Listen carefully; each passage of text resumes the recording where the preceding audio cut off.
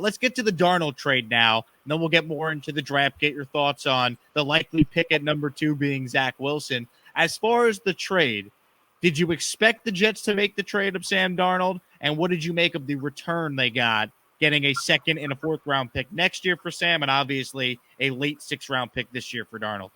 I think all things considered, I think they got good value for Sam Darnold. A lot of Jet Nation has a soft spot for him. It's hard not to feel for the guy. You could definitely saw glimpses of brilliance from him. It fell apart in year 3. What a roller coaster ride it was towards the end of last season to now in terms of all the different questions we had about the quarterback position. I mean, from Deshaun Watson, the dream there. And then, of course, Trevor Lawrence, which the Jets blew that kind of, and then here we are, the love affair with Justin Fields. And, of course, Zach Wilson, presumably the pick. Sam is a guy everyone's going to be rooting for. So it's easy that he's in the NFC. I think they got a good package for him. Hopefully he does well there with Matt Rule. In an alternate universe, Matt Rule would have been coaching on the Jets and would have been coaching Darnold and Robbie Anderson. Instead, he's in Carolina. But it's just the way it worked out. But I think Joe Douglas got, he gets an opportunity. Joe Douglas has an opportunity now, even though he's technically will be his 3rd year. It's his 2nd draft coming up. He has an opportunity to start fresh, much like his new coaching staff. He's pressing the reset button, and he's starting fresh with a new quarterback. And from a business standpoint, it's hard to argue with resetting the salary cap and starting a new clock on a franchise quarterback. And it's always a good thing. It worked out for the Jets with Rex Ryan and Mark Sanchez. It's always a good thing to tie in a rookie head coach with his own quarterback instead of Sam's kind of, I'm not trying to insult him. He's a little bit of a reclamation project right now. You don't know.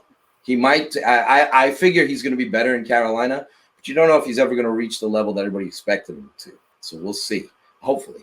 But I think it would have been a risk to bring him back for 1 year and then for him to flop and then the Jets to go back to square one again, looking for that franchise guy. Hopefully, this whole roller coaster ride's coming to an end soon, and hopefully the Jets get the right guy come draft time.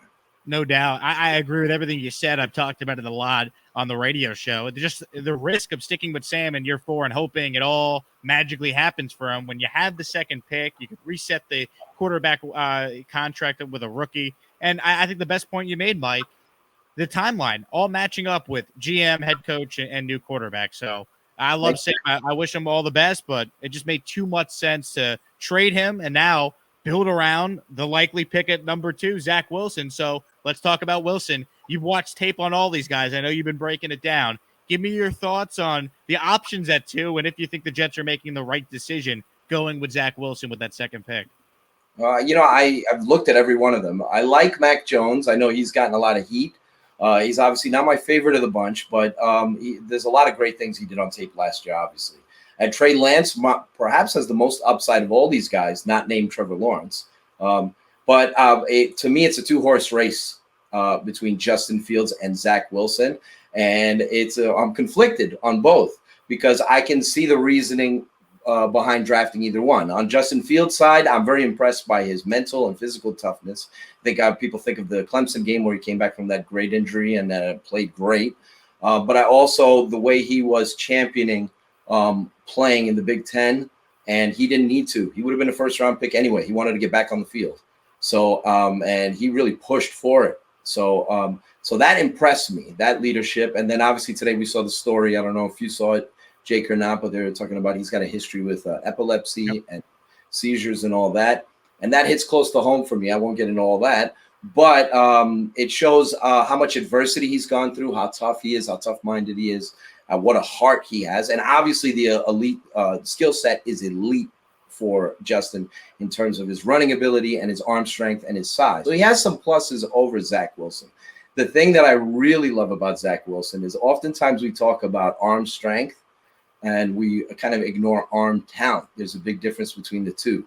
And Zach Wilson's like a great baseball pitcher. He has 5 different pitches. He throws at different velocities. And a lot of times when you watch his tape, you think to yourself, oh, he's playing YOLO ball or hero ball. He's just throwing it up there. He'll never get away with that in the NFL. But then when you go back and you watch the plays, you go, wow, there's a method to his madness because he's throwing passes at specific angles and specific directions that are anticipating where the defender is going to be and where his receiver is. And sometimes I've seen BYU wide receivers drop the ball because they didn't expect the ball to come at that angle and that point. So I think it helps with the Jets if he ends up the Jets quarterback that he's got two big, tall outside wide receivers who are great at catching the ball, 50-50 balls. So it's a flip of the coin for me. I'd be happy with either one. But if you're asking me to pick one right now, I would pick Zach Wilson of the two. I would not be upset if they took Justin Fields. I get it. He's the thing that worries me with Zach Wilson is narrow upper body, history with injuries. And, and that's really the biggest concern I have with him is him holding up. I guess as a Jets fan, I watched Chad Pennington go through so many different injuries and have durability issues.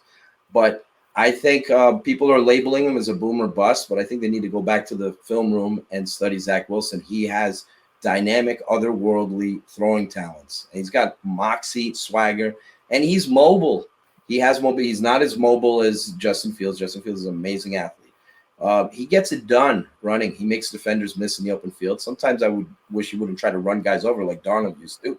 But I wish he would stay away from that. But he's tough too. The Coastal Carolina game, which I know a lot of the Jet fan base went back and watched, he had defenders piling up on him before the half. They had a huge melee between both. Drop passes. I mean, they were really testing him. I like his moxie. He's going to have a lot of pressure on him, whoever it is, right? I'm assuming it's Zach Wilson. But the person who steps in, and no doubt about it, anybody who's a top 5 pick, top 10 picks can have a lot of pressure. The guy the Niners take is, they just gave 3 first-round picks for him and the pick they got for Salah. So that guy's going to, and whoever that is, Mac Jones, whomever, is going to be measured up to the rest of the quarterbacks in the class. Zach Wilson's not only going to New York, he's going to be measured up in fair or unfair. He's going to be measured up against Trevor Lawrence. He's going to be met for the rest of his career. He's going to be measured up against the rest of the guys in the class, whether that be Trey Lance, Mac Jones, Justin Fields. And he's also going to be measured up against Sam Darnold. Yep. So, people need to have patience. I understand that's very hard because of the expectation levels that he's going to be like Justin Herbert right out the gate. And here's praying that he is. But, a lot of quarterbacks, Josh Allen included, struggle in their first year. Peyton Manning, I know this is a different era now. Peyton Manning, at 58% completion percentage through 28 interceptions his rookie season. God forbid Zach does that. They'll want to run him out of New York if he throws 28 interceptions. But there's going to be some growing pains. And I don't know if he's going to be, Sam Darnold had growing pains in year one, and people kind of gave him a little bit of a break. I think people were fair, believe it or not, in year one with Sam Darnold. He had some great moments too, but he had some growing pains, and people gave him a pass. I think Zach Wilson's going to be a little bit harder for him to get a pass. He has to be great. I don't know if he'll be that from day one. He certainly has the talent to be that. But he's going to be in a tough spot. Let's hope he's got the mentality to handle it because the scrutiny is going to be to the umpteenth degree. No doubt about it. Mike Mitchell, the JetPress.com with us here as we're talking all things Jets ahead of the NFL draft next week. So let's kind of wrap up here, Mike. I mean, we know about the pick at 2. It's going to be Zach Wilson. Pick at 23, pick at 34. Give us a feel for how you think some of the Jets' early picks are going to play out. What will Joe Douglas do to try and improve this team? It's a byproduct of being a 2-win team. You almost wish the Jets had 5 or 6 picks in the first 34. Because they could pick an offensive lineman and a corner, and you sit there and say, well, they really need a dynamic playmaker running back, or they could use an extra edge rusher, or they could go the other way. They could take an edge rusher and a running back and go, why didn't you address offensive line and corner? So they have so many needs that they can truly take best player available. Whomever is highest rated on the board. A lot of teams say that, and they really just go for need.